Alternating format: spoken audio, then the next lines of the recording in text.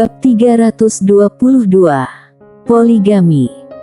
Melihat Sander memilih untuk menggunakan pembakaran jiwa, si pemimpin di ranah Kaisar Dewa merasa emosi dan terkejut. Kamu bisa-bisanya pakai pembakaran jiwa, apa kamu sudah gila? Kamu. Hanya saja, dia terus bergerak mundur. Biasanya, dia tidak akan mundur seperti itu. Sayangnya saat ini, dia membawa batu penangkal bencana dan memiliki hal-hal yang ingin dia pertahankan, jadi dia tidak ingin mempertaruhkan nyawanya. Melihat pemimpin itu mundur, para ahli lain dari keluarga Sue juga mundur. Mereka tidak ingin mempertaruhkan hidup mereka. Sebab, begitu mati, mereka tidak akan bisa mendapatkan bagian dari batu penangkal bencana. Mereka masih menargetkan batu penangkal bencana. Di kejauhan, ketika Felix yang ditahan oleh boneka dewa kuno melihat adegan ini, dia menjadi sangat emosi. Sekelompok orang itu benar-benar tidak membantu. Felix berseru, "Kalian yang tahan boneka dewa itu." Mendengar kata-kata Felix, para ahli Kaisar Dewa lainnya ragu-ragu sejenak, lalu berbalik dan menyerang boneka dewa tersebut. Usai terbebas dari perangkap, Felix langsung menuju Sander di kejauhan. Pada saat itu, sebuah kekuatan yang kuat tiba-tiba meledak dari kejauhan. Felix sangat terkejut. Dia menatap Sela di kejauhan yang tiba-tiba memancarkan aura yang menakutkan. Aura itu bagaikan gelombang yang melanda seluruh langit.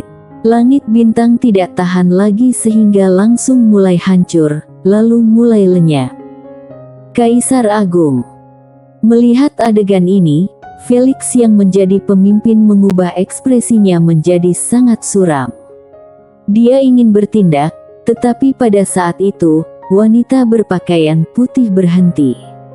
Dia melihat Felix dengan tatapan bak petir. Hal ini membuat Felix gemetar. Tanpa berpikir dua kali, dia berkata, "Mundur." Sayangnya, kini Sander tiba-tiba menghilang dari tempatnya.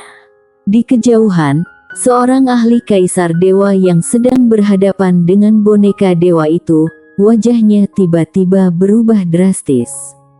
Ketika dia hendak berbalik, dalam sekejap sebilah pedang menembus dahinya.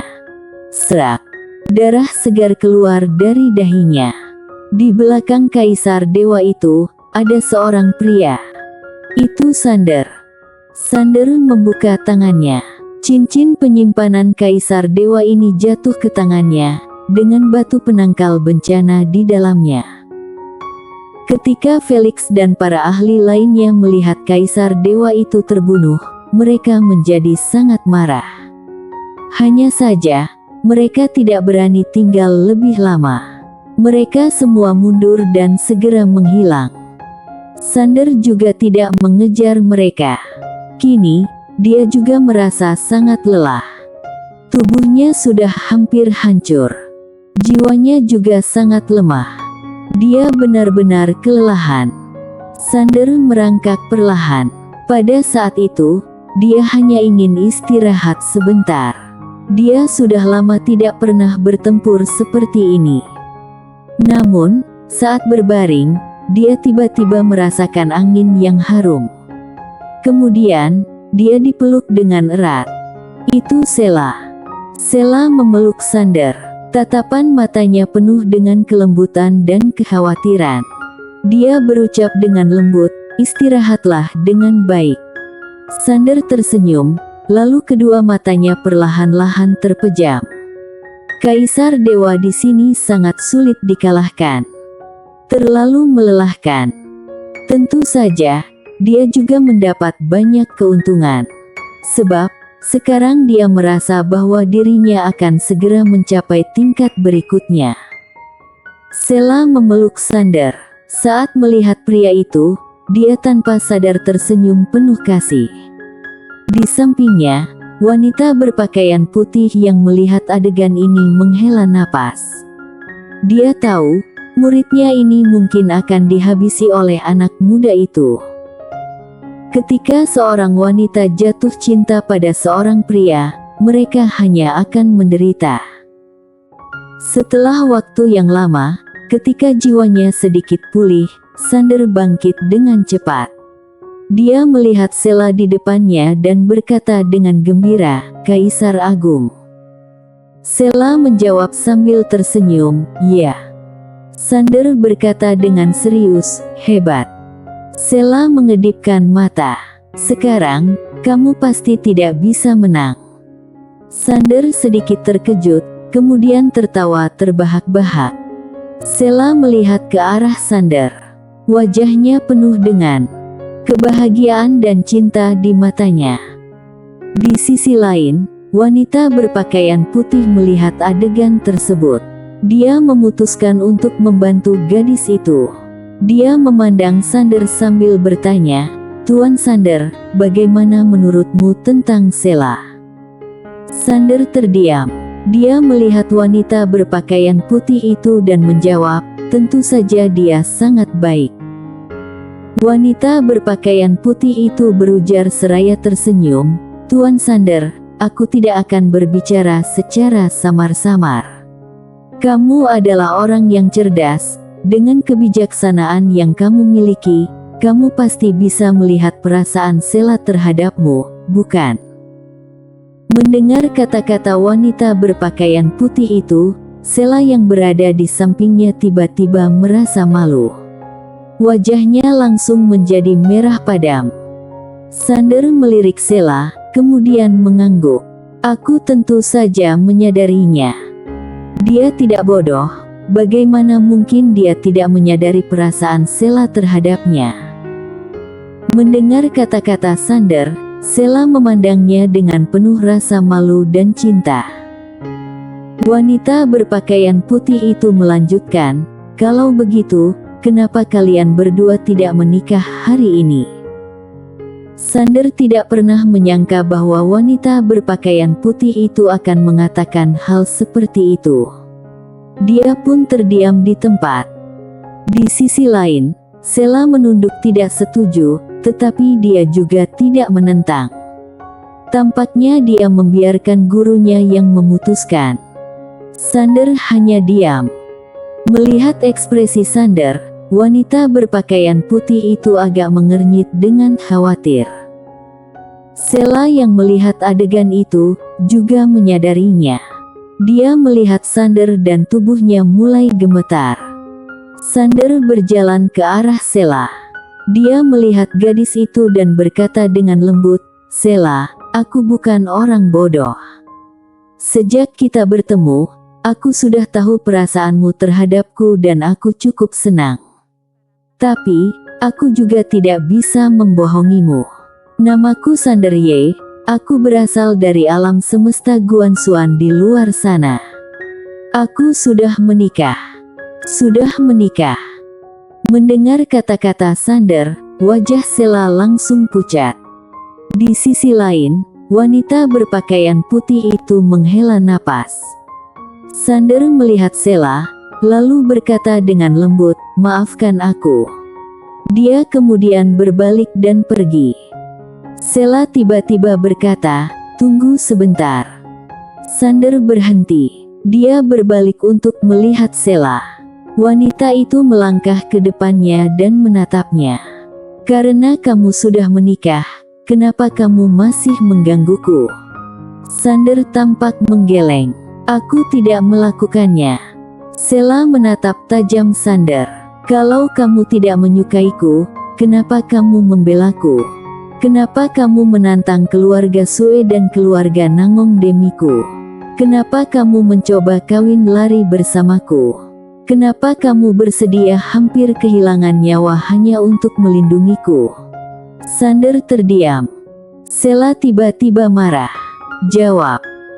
Sander menjelaskan dengan lembut, "Ketika kita pertama kali bertemu, kamu memperingatkanku tentang bahaya di alam rahasia Sekte Langit Hijau dan menyarankanku untuk pergi. Aku merasa kamu baik hati dan aku suka padamu. Ketika membantumu, Awalnya aku melakukannya karena menganggap kamu sebagai teman dan tidak memikirkannya lebih jauh.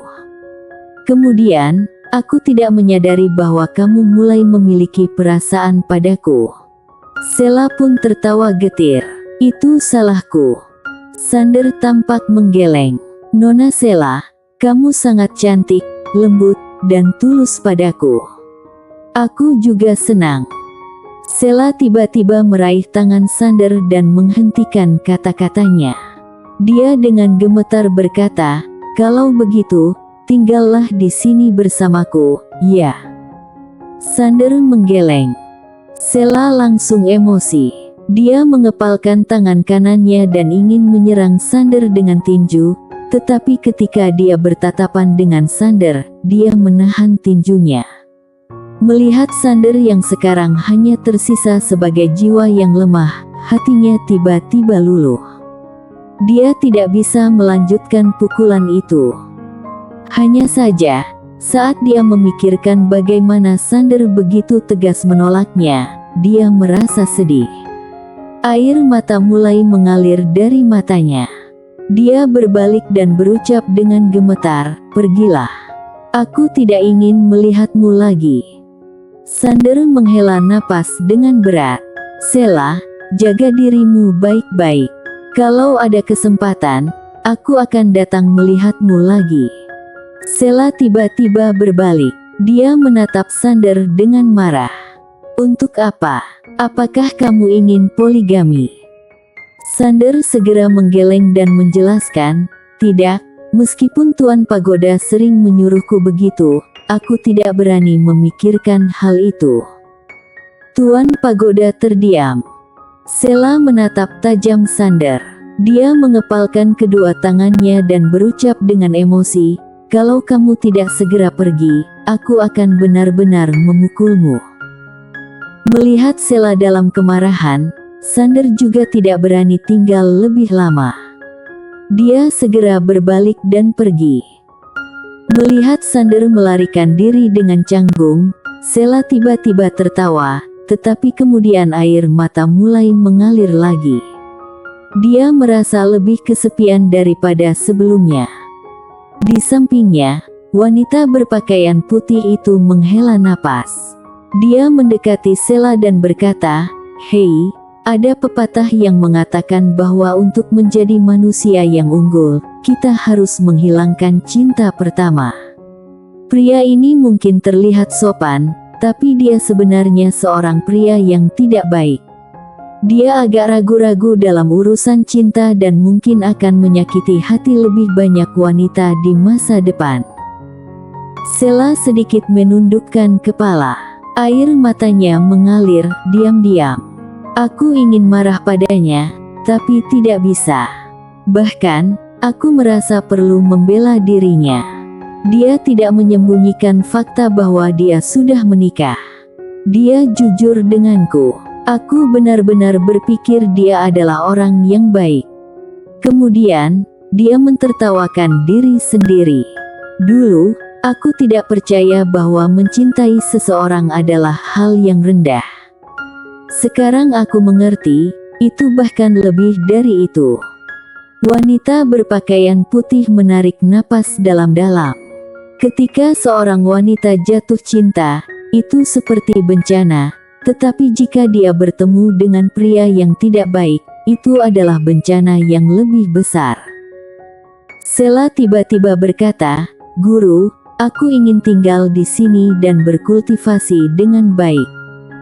Wanita berpakaian putih itu mengangguk. "Baiklah, tapi aku tidak bisa menemanimu." Sela bingung. "Kenapa?" Wanita berpakaian putih itu menjelaskan sambil tersenyum, "Aku hanya sisa jiwa. Bisa bertahan sejauh ini sudah sangat sulit. Ketika warisan diberikan padamu, sisa jiwaku ini sudah habis terpakai. Jadi, sudah saatnya bagi kita untuk berpisah.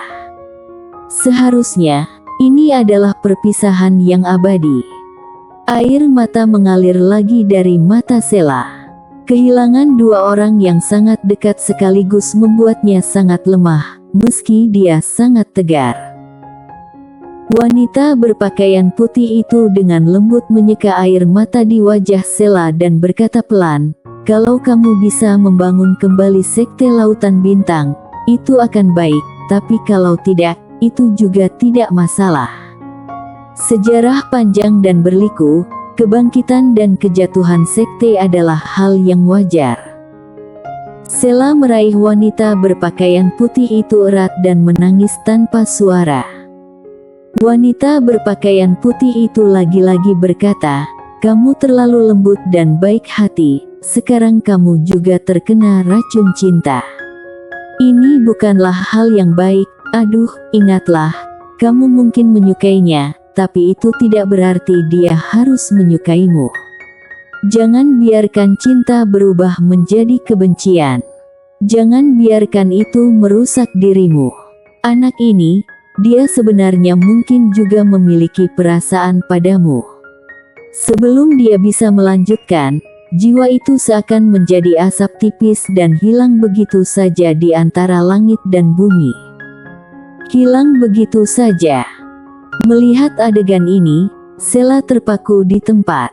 Saat memandang sekelilingnya, dia merasa lebih kesepian daripada sebelumnya. Bersambung.